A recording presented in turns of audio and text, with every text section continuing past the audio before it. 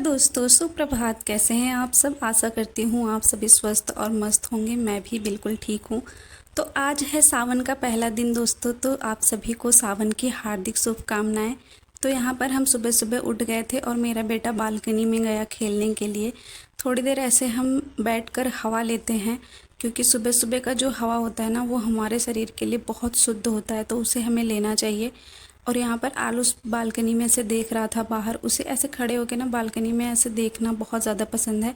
In fact हम माँ बेटे को बालकनी बहुत ज़्यादा पसंद है, पर वो पता नहीं क्यों बार बार ही डर जाता है दोस्तों। ये देखो। सूर्य भगवान को प्रणाम करो, हाथ जोड़ो, हाथ जोड़ो बेटा, जय जय कर लो सूर्य भगवान को। हाथ जोड़ो, इधर आ, क्यों डर जाते हो? तो मैं इस चीज़ से ना बहुत ज़्यादा परेशान हो गई हूँ कि ऐसे मेरा बेटा क्यों डरता है। फिर मैं उसको थोड़ा सा चिल की, फिर उसके बाद थोड़े टाइम ऐसे बैठी, उसको खेली उसके साथ, मतलब थोड़ा सा एंजॉय की। ऐसे सुबह सुबह का हवा मैं ज़रूर देती हूँ यार उसको। तो आज सावन का पहला दिन है, तो आज सब कुछ हरा हरा ही होगा दोस्तों। हरा हरा ही पहनूंगी मैं। तो ये साड़ी निकाली थी मैं हरा कलर का पहनने के लिए। और उसके बाद फिर मैं गई, आज मैं हेयर वॉश की हूँ, नहाकर आ गई हूँ दोस्तों। तो मैं यहाँ पे अपने हेयर को टॉवल से सुखा लेती हूँ। उसके बाद आज कौन कौन हरा पहना है मुझे बताना ज़रूर, क्योंकि सावन में हरियाली का दिन होता है, सब कुछ ग्रीनरी ग्रीनरी होती है, तो इसके लिए आज सब कुछ हरा हरा ही होगा दोस्तों।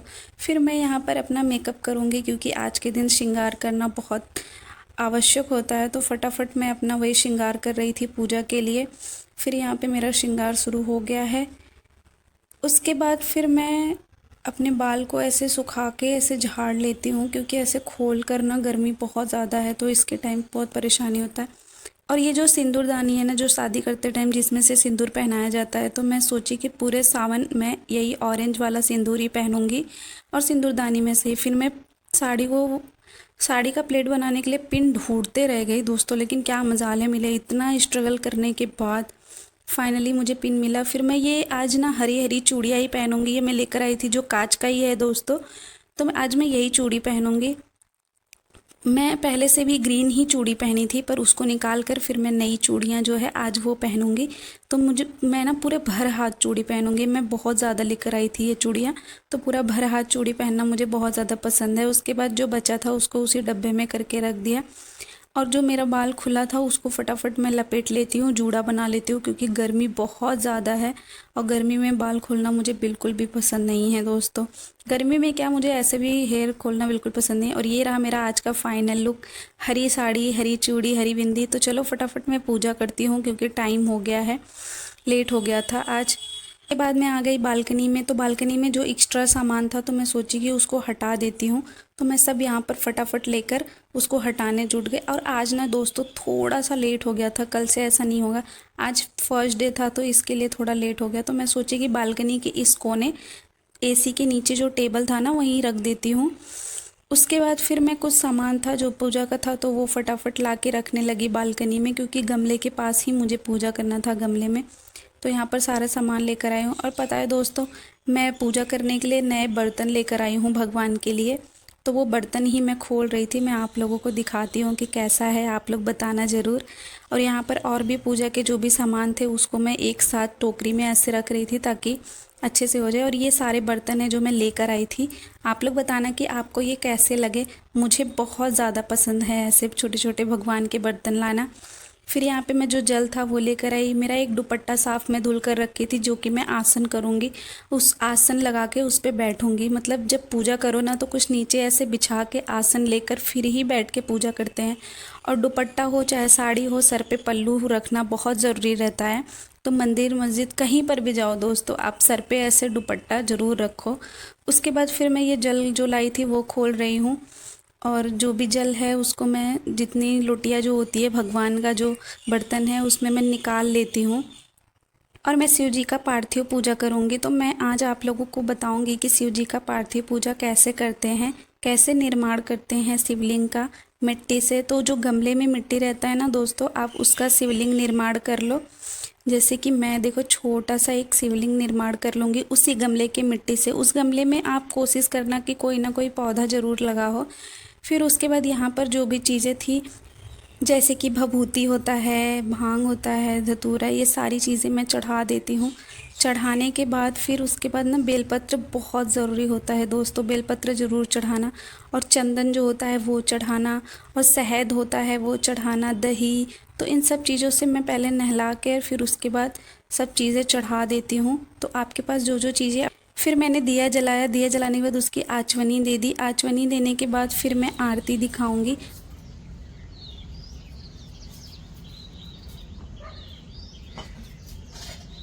तो जो मैं प्लेट लाई थी ना उसमें इस दिए को रख दूंगी और भगवान की आरती दिखाऊंगी। ये देखो कैसे। तो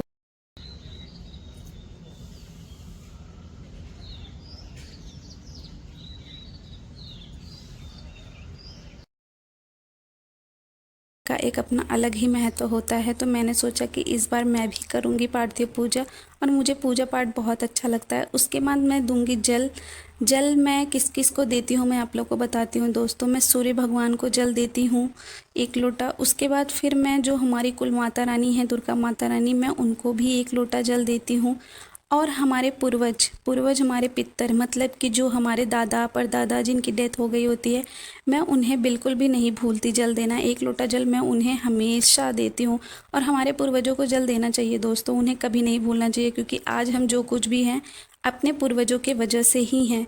तो हमें उन्हें जल ज़रूर देना चाहिए। उसके उसके बाद फिर मैं यहाँ शिव जो भी पूजा की थी वहाँ पर दंडवत प्रणाम करूँगी भगवान को। भगवान ऐसे ही सुख शांति बनाए रखे हमारे ऊपर, और अपनी कृपा बनाए रखें, आशीर्वाद बनाए रखें। आप लोग भी अपना आशीर्वाद हमेशा हमारे ऊपर बनाए रखना दोस्तों।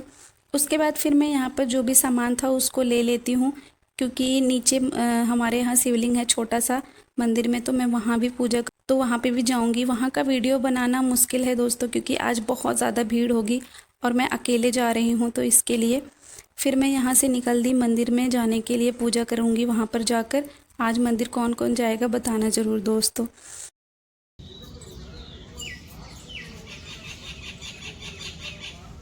फिर मैं आ गई अपने बेटे को नहला वला के उसको काजल टीका ये सब लगाने के लिए। मैं रोज़ उसको काजल टीका ज़रूर लगाती हूँ, और आपको तो पता ही है गोपी चंदन बच्चों के लिए बहुत फ़ायदेमंद और बहुत अच्छा होता है। तो ये गोपी चंदन मैं अपने बेटे को हमेशा लगाती हूँ। और ये आप लोगों को हाय कैसे करता है अभी देखना दोस्तों। इसके हाय करने का तरीका ना बहुत अच्छा है। फिर मैं उसे भी लेकर आई जल देने के लिए। तो आप सभी को उसकी तरफ से नमस्ते, प्रणाम, सावन की हार्दिक शुभकामनाएं दोस्तों। उसके बाद मैं अपने बेटे को जल दिलवाऊंगी जो भी मैं शिवलिंग बनाई थी। आपको पता है दोस्तों, अगर हमारे घर हमारा छोटा सा बच्चा है तो हमें भी उसके हाथ से जल और पूजा ज़रूर करवाना चाहिए, ताकि हमारे बच्चे को भी पता हो कि हमारी संस्कृति और हमारा संस्कार और पूजा पाठ क्या है। वो कोई भी चीज़ हो पर हमें बच्चों को करवानी ज़रूर चाहिए। तो मैं यहाँ पर अपने बेटे से हमेशा जल दिलवाती हूँ। पूरे सावन भर जब भी मैं देती हूँ, मैं पूजा करती हूँ, तो मैं उससे भी वो सारी चीज़ें करवाती हूँ। फिर उसको माथा टिकवाया भगवान के पास। पता नहीं क्यों जब मेरा बच्चा डरता है तो मैं बहुत ज़्यादा डर जाती हूँ। भगवान ये चीज़ दूर करे उससे। अगर मेरे बेटे को कुछ होता है ना तो वो अभी छोटा है, जैसे बता नहीं सकता ना, तो इसलिए मैं बहुत ज़्यादा परेशान हो जाती हूँ। फिर उसके बाद हम लोग पूजा वूजा कर लिए। फिर हम माँ बेटे यहाँ पर थोड़ी देर खेलेंगे। फिर से मैं हाय, इसके हाय बोलने का जो तरीका होता है ना, इसलिए मैं बार बार बुलवाती हूँ। इतने अच्छे से अपना हाथ ऐसे करता है ना ये। आप लोग बताना दोस्तों, क्या आप लोगों को भी पसंद आता है क्या ये चीज़ें। फिर मैं अपने बेटे से अपना पैर बोली छूने के लिए, तो वो छुआ। ये भी करवाना चाहिए दोस्तों, क्योंकि उसे पता होना चाहिए कि हमें अपने बड़ों का पैर छूना चाहिए, हमें ऐसे करना चाहिए। तो वो अभी से जब उसको धीरे धीरे सारी चीज़ें सिखाऊंगी ना, तभी वो सीख पाएगा। फिर मैं अपने बच्चे के साथ थोड़ा सा यहाँ खेलने लगी। मैं उसके साथ हमेशा थोड़ा सा टाइम स्पेंड करने की कोशिश करती हूँ दोस्तों। जब भी मुझे टाइम मिलता है ना, मैं अपने बेटे के साथ थोड़ा बहुत टाइम स्पेंड करती हूँ। मतलब जब भी थोड़ा सा टाइम मिलता है तो फिर हम लोग यहाँ पे गप्पे मार रहे थे बालकनी में, माँ बेटे झाँक रहे थे कि क्या हो रहा है क्या नहीं। ऐसे बाहर से यहाँ बालकनी में से देखना ना मुझे बहुत अच्छा लगता है। फिर हम दोनों माँ बेटे हाई फाई किए, बात किए ढेर सारी। मतलब जो भी मेरे को समझ में आता है ना कि मेरे बेटे से बात करना चाहिए या उससे बताना चाहिए, मैं उसको करती हूँ। अच्छी अच्छी आदतें सिखाती हूँ। फिर मैं उसको गोद में ले ली। फिर खड़े होकर ऐसे बाहर से दिखा रही थी सब कुछ। उसको गाय देखना बहुत पसंद है दोस्तों, तो बालकनी में जब गाय आते हैं ना तो मैं उसको दिखाती हूँ। फिर मैं बोली कि मैं जा रही हूँ आरू, लेकिन वो आने के लिए रेडी ही नहीं था, वो जा रहा था फिर से बालकनी में। और उसे पानी इतना ज़्यादा पसंद है ना, ये एसी का पानी गिरा रहता है तो उसमें जाकर खेलता है। फिर जो भी चीज़ें वो बिखराया रहता है ना, मैं उसको बोलती हूँ कि सही करो, तो वो फटाफट सब सही करता है। मतलब भले वो ख़राब सही करे, मतलब अच्छे से नहीं कर पाता, लेकिन फिर भी मैं उससे करवाती हूँ ताकि उसे पता हो कि जो चीज़ें बिखेरे वो चीज़ सही करना भी बहुत ज़रूरी होता है। फिर बहुत स्ट्रगल के बाद यहाँ पर वो सो गया है। मैं उसको सुला दी हूँ और सोते टाइम कितना क्यूट लग रहा है, ऐसे शांति शांति सा लग रहा है, वरना उठा रहता तो बहुत चहल पहल रहता है। फिर मैं दोस्तों शिवलिंग में 108 चावल के दाने चढ़ाने थे जो कि मैं भूल गई थी। तो मेरी सासू माँ मंदिर जाने वाली थी, तो मैं सोची कि मैं गिन के उनको दे देती हूँ। तो यहाँ पर वो निकाल रही थी, तो फिर यहाँ पर मैंने 108 चावल के दाने निकाल के दे दिए। फिर मैं आ गई किचन में, यहाँ पे रख दिया दूध बॉईल होने के लिए और एक साइड रख दिया आलू। फिर उसके बाद मेरा बेटा उठ गया था तो मैं उसके लिए दूध लेकर आई और दी। मैंने बोला फिर से हाय बोलो आरू तो वो फिर से देखो कैसे हाय बोल रहा है दोस्तों। ऐसे तो मुझे बहुत प्यारा लगता है। उसके बाद फिर मैं इसको दूध वूध पिला दी। पिलाने के बाद फिर मैं फिर से आज ये डर गया ऐसे। हाथ जोड़ लो, हाथ जोड़ के प्रणाम कर लो। क्यों डर जाते हो? गाइस ये ऐसे ही हमेशा डर जाता है। क्यों डर गए? हाथ जोड़ लो, जय जय कर लो।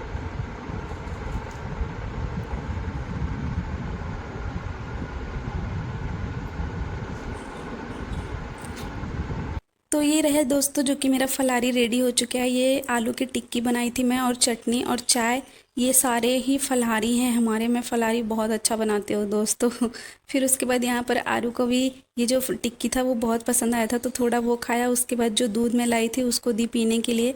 मेरी सासू माँ मतलब दे दी, उसके पास उनके पास बैठा था, तो वो दूध पिएगा और हम लोग उतने टाइम में फलारी कर लेंगे। मैं सासू माँ को भी फलारी दे दी थी, मम्मी भी कर रही थी और मैं भी यहाँ पर टीवी देखते देखते फलारी कर रही थी। थोड़ा सा एंजॉय करना चाहिए दोस्तों लाइफ में, तो टीवी देखते देखते कर रही थी। क्राइम पेट्रोल आ रहा था तो मैं वही देख रही थी। फिर शिवलिंग का विसर्जन करने का टाइम आया तो मैं अपने बेटे को लेकर आ गई, और यहाँ पे मेरे बेटे का कपड़ा चेंज हो गया है क्योंकि बच्चे दिन भर में बहुत सारे कपड़े उनके चेंज करने पड़ जाते हैं। कभी पॉटी कर देते हैं, कभी सुसु कर देते हैं। तो यहाँ पर जो भी मैं पानी चढ़ाई थी ना शिव जी को पीने के लिए, वो मैं अपने बेटे को पिला दूँगी, क्योंकि जो भी उसका डर है, जो भी कुछ है, वो शिव जी ख़त्म करें। और ये प्रसाद रहता है जो पानी, तो उसको मैं फेंकती नहीं हूँ, या तो खुद पी जाती हूँ या तो अपने बेटे को पिला देती हूँ। तो यहाँ पर पिला दिए थे दोस्तों, और जो लोटियाँ थी ना उसमें जल भर दूँगी। और यहाँ पर जो सामान और भी थे जैसे दिया वगैरह, लोटियाँ वगैरह, तो वो सब हटा दूँगी। तो मैं जल लेकर आई थी साफ़, उस जल को ऐसे डाल दूँगी लोटिया में पूरा भर के। और उसके बाद ये ना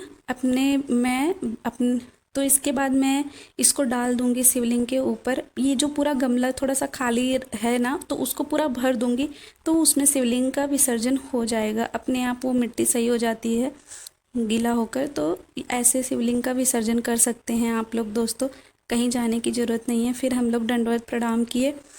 फिर उसके बाद आ गई मैं महावर लगाने के लिए। मेरा बेटा सो गया था तो मैं सोची लगा लेती हूँ।